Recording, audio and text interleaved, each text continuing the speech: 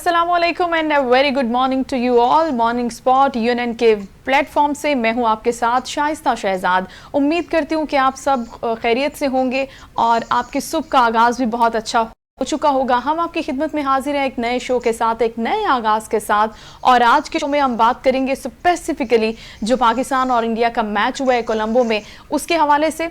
इस हार का जिम्मेदार कौन है, इस हार में वजूहात कौन कौन सी हैं, क्योंकि इससे पहले पाकिस्तान जो है एक वनडे की भी एक नंबर 1 और उसके बाद नंबर 2 टीम समझी जाती थी और बड़ा अच्छा मैच खेला भी है पाकिस्तान ने, पहले भी इंडिया के खिलाफ, दूसरी टीमों के खिलाफ भी। लेकिन ऐसा क्या वजह हो गई है, ऐसा कौन सी रीज़न है जिसकी वजह से इतनी बुरी परफॉर्मेंस का मुजाहरा पाकिस्तानी टीम ने किया है?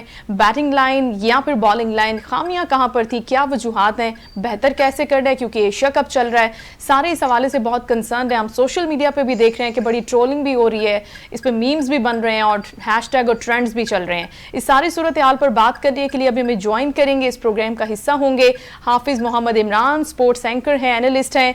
Welcome to the show Imran, कैसे हैं आप, खैरियत से हैं? जी बहुत शुक्रिया आपका, बहुत शुक्रिया। इमरान, ये जो कल हम मैच हार गए हैं, ये एक वनडे मैच तो लगता भी नहीं था, ये 2 डे में कन्वर्ट हो गया। आपको सबसे पहले क्या लग रहा है कि मेन रीजन क्या थी जो हम मैच हारे हैं कल का? देखिए, सबसे पहली वजह तो ये है कि पाकिस्तान ने बहुत बुरी क्रिकेट खेली। पाकिस्तान की टीम इतनी बुरी नहीं है जितनी बुरी क्रिकेट खेली है। अमूमी तौर पर आप देखते हैं कि ये टीम पाकिस्तान की, आपने जैसा कि भी खुद कहा कि number 1 number 2 team Pakistan one day ranking में है, तो वहां पर बेहतर खेलकर ही टीमें इस दर्जाबंदी पर पहुंचती हैं। तो पाकिस्तान की टीम के लिए कल के मैच में, जो कि 2 दिन में मुकम्मल हुआ, पाकिस्तान ने गलतियां की और उन गलतियों का फिर खमियाजा उन्हें भुगतना पड़ा कि बहुत ही बड़े फर्क से उनको शिकस्त का सामना करना पड़ा। अगर आप इसको शुरू कर देते हैं तो टॉस वाले फैसले से भी पाकिस्तान की टीम दिफाई हिकमत अमली या दिफाई सोच के तरीके से नजर आई, क्योंकि बड़े मैचेस में आप हमेशा कोशिश ये करते हैं कि टॉस जीतने के बाद रन्स ऑन बोर्ड करें और मुखालिफ टीम को चैलेंज करें कि वो उस रन्स के हदफ के ताक़ुब में जाए। लेकिन पाकिस्तान की टीम ने उससे मुख्तलिफ फैसला लिया और वो फैसला ये था कि वो टॉस जीतकर बॉलिंग की तरफ गए। तो ये उसके बाद फिर आप देखें फील्डिंग में खराबियां रही पाकिस्तान की, ड्रॉप कैचेस हुए, पाकिस्तान ने ग्राउंड फील्डिंग बहुत अच्छी नहीं थी। बॉलर्स पाकिस्तान के आप देखें कि जब पहले दिन मैच खत्म हुआ तो उसके बाद हारिस रऊफ के 5 ओवर्स का जो पाकिस्तान को नुकसान हुआ, उसमें अच्छे खासे रन इफ्तिखार को हुए। फिर उसके साथ साथ जिस तरीके से इंडिया ने चार्ज किया पाकिस्तान के ऊपर, क्योंकि पाकिस्तान की तरफ से सबसे बड़ा खतरा भारत के लिए शाहीन आफरीदी ही थे, तो जब उन्होंने उस खतरे को अबूर कर लिया और उनको बिल्कुल उन्होंने बेबस और नाकाम कर दिया, तो फिर बाकी तो उन्होंने चार्ज करना था पाकिस्तान को, तो उन्होंने किया। वो जब बिल्कुल बहुत अच्छी हिकमत अमली के साथ आए, क्रेडिट उनको देना पड़ेगा कि उनके बल्लेबाजों ने सिर्फ 2 ही विकेटें उन्होंने गंवाई और वो भी एक के बाद दीगरे पाकिस्तान को विकेटें मिली। उसके अलावा तो मैच में कंट्रोल रहा है, मुकम्मल तौर पर कंट्रोल के साथ और अथॉरिटी के साथ वो खेले। पाकिस्तान के पास कोई जवाब नहीं था, पाकिस्तान के कप्तान के पास, पाकिस्तान के फील्डर्स के पास, पाकिस्तान के बॉलर्स के पास। आप देखें कि उनकी बॉडी लैंग्वेज किस तरीके से थी, कोई उसमें जान नजर नहीं आ रही थी। और जब आपको रन्स होते हैं ना इतने ज्यादा, तो फिर समझ नहीं आती कि हो क्या रहा है हकीकत में। वैसे इमरान, अगर हम इस ये जो स्कोर हमें मिला था, जो टारगेट उन्होंने सेट किया था, अगर पाकिस्तानी बैट्समैन बहुत अच्छा परफॉर्म करते, कंसिस्टेंसी दिखाते और बड़े पूरे एतमाद रहते, तो ये एक इतना बड़ा स्कोर नहीं था जो वो बना ना पाते। क्योंकि कल भी बात हो रही थी मुख्तलिफ एनालिस्ट के साथ, तो उनका ये कहना था कि बड़ी अच्छी पिच है, बड़ा अच्छा स्कोर आराम से हम निकाल सकते हैं। लेकिन मसला कहाँ पर था आखिर, आपको क्या लगता है? देखिए शाइस्ता, ये रन्स इतने कम नहीं थे। जब आप 2 वर्ल्ड क्लास की टीमें खेल रही हो तो फिर कंडीशंस को देखते हुए इतने आसान रन्स नहीं थे, ये अच्छे खासे रन्स थे। जब आपने अंडर लाइट्स खेलना हो, जब आपका बॉल सीम स्विंग कर रहा हो, सेकंड इनिंग्स में गेंदबाजों को मदद मिल रही हो, पिच से भी वो एक्यूरेट भी हो, सीम बॉलर्स भी हो, उसमें पेस भी हो, तो उन हालात में ये रन्स बढ़ जाते हैं। और फिर जिस तरीके से पाकिस्तान ने अप्रोच किया उस टारगेट को, वो भी कोई इतना जारहाना अंदाज नहीं था। और पाकिस्तान की टीम दबी हुई थी। पहली इनिंग्स में जो उनके साथ हुआ है ना, वो उस आप समझते हैं कि बिल्कुल एक ऐसे ऐसे इलाके में चले जाते हैं जहां पर खौफ ही खौफ होता है।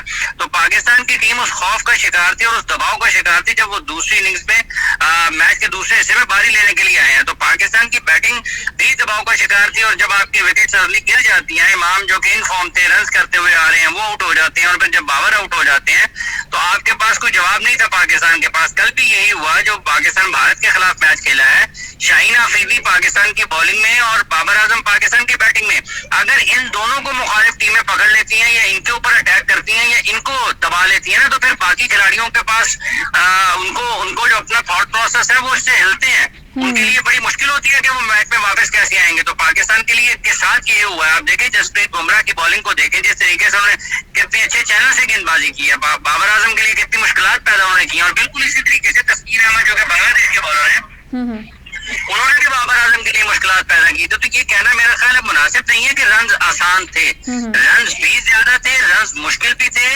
और जो कंडीशंस थी वो भी सूट कर रही थी सीम बॉलिंग को, फास्ट बॉलिंग को। और पाकिस्तान ने जिस तरीके से इस हदफ को हासिल करने के लिए जिसका आगाज किया, जिस तरीके से बल्लेबाजी का, वो भी कोई अच्छा नहीं था, मुतासिर नहीं था। पाकिस्तान के कैंप में दबाव आया, उसके बाद उस दबाव के नतीजे में आप देखेंगे फिर तो किसी के ना पाँव चलेंगे ना हाथ चलेंगे। बिल्कुल वही सूरत हाल पाकिस्तान की बनी है, पाकिस्तान के टॉप ऑर्डर की, जो पाले किले में भारतीयों के साथ हुई थी। लेकिन भारत ने कमबैक किया उस मैच में ईशान किशन और हार्दिक पांड्या की। इमरान डेफिनेटली यहाँ पर इंडियन टीम को जो है ना क्रेडिट हमें जरूर देना चाहिए और अप्रिशिएट भी करना चाहिए कि किस तरह उन्होंने इसके ऊपर काम किया। शाहीन आफरीदी से पहले उन्होंने कितनी मार खाई, फिर हमने देखा कि उन्होंने जो कमबैक किया है काम करने के बाद उन सारी चीजों के ऊपर। तो क्या बुमराह को नहीं खेल सकते हम? बाबर आजम क्या जसप्रीत बुमराह को खेल नहीं सकते? उसके ऊपर काम नहीं कर सकते? क्यों नहीं हम काम करते? क्या वजह है? बात यह है कि खेल सकते हैं, खेले भी हैं, ऐसा नहीं है कि खेल नहीं सके हैं और खेले नहीं है। लेकिन कल के दिन की जब आप खास तौर पर बात करते हैं, कल वो स्पॉट ऑन थे।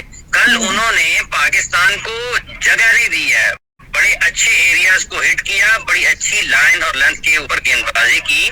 और जब 350 रन का हदफ सामने बोर्ड पर लगा होता है शाइस्ता, तो फिर हर वक्त आपके ज़हन में ये चलता है कि मैंने 7 रन, 8 रन, 6 रन हर हाल में निकालने हैं, हर हाल में निकालने हैं। और जब आप ऊपर अटैक हो रहा होता है तो उस वक्त फिर आपकी जो स्किल्स हैं वो असल में चैलेंज होती हैं, टेम्परामेंट चैलेंज होता है। तो अब गलतियां इन हालात में होती हैं और पाकिस्तान ने कल गलतियां भी की। देखिए क्या शाहीन आफरीदी को केएल राहुल ने या रोहित ने या विराट ने नहीं खेला हुआ है, लेकिन उसके बावजूद गलती करते हैं ना। इसी तरीके से पाकिस्तानियों ने भी कल गलती की है, लेकिन जिस तरीके से पाकिस्तान ने अप्रोच किया, इस हदफ के पीछे पाकिस्तान गया, वो ठीक नहीं था। ये और हमारी बैटिंग सिवाय बाबर के जब अहम मैचेस में अगर बाबर नहीं चलते हैं तो फिर आपकी टेम्परामेंट का, आपकी स्किल्स का बहुत बड़ा टेस्ट होता है, जिसपे पाकिस्तान कल नाकाम रहा है और बहुत बुरे तरीके से नाकाम रहा है। बिल्कुल ठीक है इमरान, ये तो बात हो गई एशिया कप की, ये तो बात होगी एशिया कप की और एक ऐसे मैच की जिसमें ऑलरेडी पाकिस्तान जो है वो फाइनल में जाएगा। लेकिन अब हमने अगला टारगेट देखना है जो कि इंटरनेशनल मैचेस के हवाले से भी है, आगे वर्ल्ड कप भी आ रहा है। क्या इसी टीम के साथ उतरेंगे, इतनी तैयारी के साथ उतरेंगे? आपको नहीं लगता कि बड़ी थोड़ी सी कंफ्यूजन पैदा हो गई है, इसमें तशवीशनाक सूरत हाल है ये बड़ी टीम की? देखिए शाइस्ता, अभी वर्ल्ड कप तो बाद में है, अभी तो पहले पाकिस्तान ने अपना एशिया कप खत्म करना है। और ऐसे मैचेस के बाद जिस तरीके से पाकिस्तान कल खेला है ना, बहुत मुश्किल होता है वक्त गुजारना। अभी पाकिस्तान ने श्रीलंका के खिलाफ मेरा ख्याल एक मैच खेलना है और अगर पाकिस्तान वो जीतता है, जो कि अब इस सूरत हाल के बाद श्रीलंका को हम आसान नहीं ले सकते हैं। एक तो वो 13 मैचेस मुसलसल जीत चुके हैं, नंबर 1। नंबर 2, आप हारिस रऊफ और नसीम शाह के बगैर जाएंगे अगले मैच में, ठीक है। तो आपका बॉलिंग जो है वो डिस्टर्ब तो हुआ है, कॉम्बिनेशन दोनों की अदम मौजूदगी में अगर ये नहीं खेलते हैं तो अभी तो पाकिस्तान को इस एशिया कप को खत्म करना है। और ये बात थी आपकी कि इस कारकर्दगी के बाद और अगर पाकिस्तान आने वाले मैच में भी श्रीलंका के खिलाफ अच्छा नहीं खेल पाता तो फिर यकीनी तौर पर पाकिस्तान क्रिकेट बोर्ड की सिलेक्शन कमेटी को रिव्यू तो करना पड़ेगा। चीजों पर नजरसानी हो सकती है कि किसको आउट करना है, किसको इन करना है, लेकिन कोई बहुत बड़ी तब्दीलियां नहीं होंगी। 1 से 2 तब्दीलियां आप कर सकते होंगे कि आप फहीम अशरफ को बिठा दें, नवाज को बिठा दें, जमान खान को शामिल कर लें, 2 और चीजें कर लें। लेकिन अब ये बात ठीक है कि तशवीश की लहर तो जरूर दौड़ी है और ये कोई इतनी छोटी और मामूली चीज नहीं है जिस तरीके से पाकिस्तान कल हारा है। इस पर बात रहेगी और काफी देर तक रहेगी। केएल राहुल के 100 को देखें, विराट कोहली के 100 को देखें, इनिंग्स कैसे उन्होंने ड्राफ्ट की, कैसे उन्होंने अपनी इनिंग्स में जब उनको जरूरत थी बड़े शॉट्स की तरफ गए, कब उनको जरूरत थी कि उन्हें बॉलर्स को रिस्पेक्ट देना है, उनको उनको उनको रन्स आसानी से जब नहीं बन रहे थे तो उन्होंने नहीं बनाया, उन्होंने कुछ गैर जरूरी तौर पर चालाकियां करने की कोशिश के बजाय उन्होंने मैच को होल्ड किया, मैच को लंबा किया, और उन्होंने अपनी पारियां जब उनका वक्त आया और मौका आया उन्होंने उसको बड़े शॉट्स भी खेले। ग्राउंड में जब उन्होंने रनिंग बिटवीन द विकेट देखे, विकेटों के दरमियान दौड़कर जिस तरीके से उन्हें 1 को 2 और 2 को 3 बनाते रहे और मुसलसल बनाते रहे, ये उनकी गेम अवेयरनेस, उनकी फिटनेस, उनका टेम्परामेंट और उनकी जो इस मैच में जो टेक्निकली और टैक्टिकली जो उनकी चीजें थी वो पाकिस्तान से बहुत बेहतर थी। स्पिनर्स को बहुत अच्छा खेले, ना हम फास्ट बॉलर्स की सीम स्विंग को पकड़ पाए, ना हम स्पिनर की स्पिन को पकड़ पाए, तो हमारे पास तो कल कोई जवाब ही नहीं था। जो सवाल कल पूछे गए हैं इंडियन टीम की तरफ से, पाकिस्तान के पास उसका कोई जवाब नहीं था, कोई भी जवाब नहीं था। बिल्कुल पाकिस्तान की टीम का कल आप अगर ये देखें ना कि जो कल का पेपर था उसमें तो बिल्कुल 0 नंबर है किसी चीज के ऊपर। तकनीक के टेक्निकली आप देखते हैं उस एतबार से, हिकमत अमली के एतबार से, खेल के एतबार से, कल किसी भी जगह पर पाकिस्तान की टीम कोई मजामत नहीं कर पाई है, और समझदारी, जिम्मेदारी, अकलमंदी किसी चीज का मुजाहरा नहीं था कल। ठीक है हाफिज इमरान, लेकिन अब जो लास्ट क्वेश्चन है वो ये आपसे मेरा कि ये तो फिर वही वाली बात होगी ना कि जिस तरह हमेशा बड़ा एक हाई वोल्टेज टाकरा होता है और बड़ा प्रेशर वाला मैच होता है, नर्व्स की सारी गेम होती है, तो क्या हम ये समझ लें कि अभी इस मैच में भी जो कल हुआ है पाकिस्तानी टीम अपने नर्व्स पे बिल्कुल भी काबू नहीं रख पाई, अंडर प्रेशर आ गई? वही आपने जो बात की कि जब इतना बड़ा स्कोर होता है स्कोर बोर्ड के ऊपर तो उसका अपना प्रेशर, फिर इंडियन टीम का अपना प्रेशर होता है। देखिए, पाकिस्तान ने बहुत सारी क्रिकेट खेली है भारत के खिलाफ 2020, और जब आप 2020 से निकल के 50 ओवर की क्रिकेट में आते हैं तो वहां पर आपको मुख्तलिफ किस्म की सलाहियत की जरूरत होती है, मुख्तलिफ हिकमत अमली की जरूरत होती है। भारत की बैटिंग लाइन में आपको वो चीजें नजर आती हैं जिसमें आपको तकनीकी एतबार से मजबूत, आसाब के एतबार से मजबूत, शॉट्स की रेंज के एतबार से ज्यादा बेहतर खिलाड़ी, खेल के शऊर के हवाले से ज्यादा बेहतर खेलने वाले वहां पर लोग नजर आते हैं। पाकिस्तान में उन चीजों की कमी है, पाकिस्तान टीम में उन चीजों की कमी है, और यही वजह है कि जब उनकी भी 2 विकेटें ऊपर तले गिरी थी ना, लेकिन उन्होंने मैच में वापसी की है। उन्होंने पहले मैच में भी 4 विकेटें गिरने के बावजूद भी मैच में वापसी की है। तो इसका मतलब ये है कि ये जो एक मैच्योरिटी है गेम की, या आप उसको समझदारी कह लें या उसको खेल का शऊर कह लें, उसमें एक फर्क नजर आता है, और उसकी वजह यह है कि उनकी बेसिक्स इनसे बेहतर हैं। हमारे सलमान अली अगर नए आए हैं, ठीक है, वो यहाँ पर एक अजीब सा एक रुझान है कि तेज खेलना है, हर हाल में तेज खेलना है, मतलब कंडीशंस अलाउ नहीं करेंगी तो भी खेलना है। ये पाकिस्तान के लिए एक तशवीशनाक पहलू ये है कि एक तो हमारी जो टीम है ये T20 क्रिकेट का इनको ज्यादा खेलते हैं, और उस वजह से इनकी जो वनडे और टेस्ट मैचेस की चीजें हैं वो अपनी जगह से हिलती हैं।